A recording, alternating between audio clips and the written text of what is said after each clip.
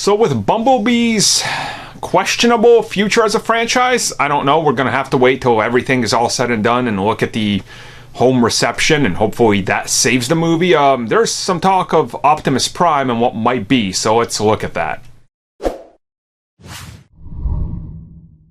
Now, obviously, I think the most famous Transformers, by most casuals even knowing who they are, is going to be Optimus Prime and Bumblebee. Certainly Bumblebee they chose to do as a movie because of the heart and human element you can do with the character, and I think they absolutely nailed that with the Bumblebee movie.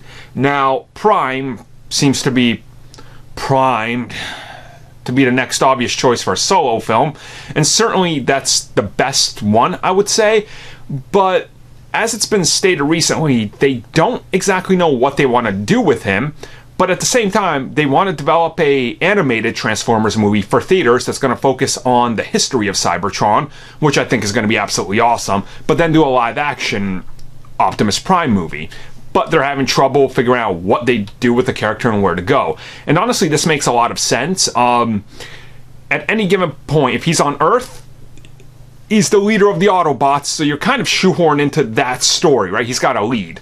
If you're focusing on Cybertron, well, I guess you're getting the war for Cybertron. So once again, all the other bots got to be included. That's not exactly a Optimus Prime movie, which kind of just tells me there's one story left to do, and that's how did he become Prime?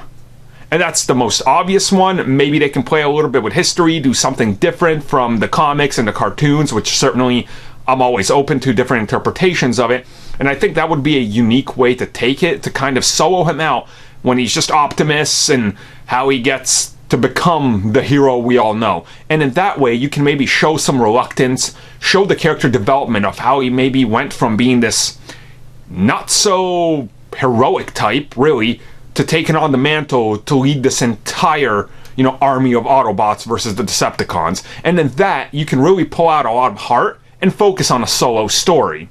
But, who knows what they're going to do. And if they're rewriting Michael Bay's history, which they are, I guess you can maybe talk about how he meets up with Bumblebee at the end. But then again, is there really a lot there? So, yeah.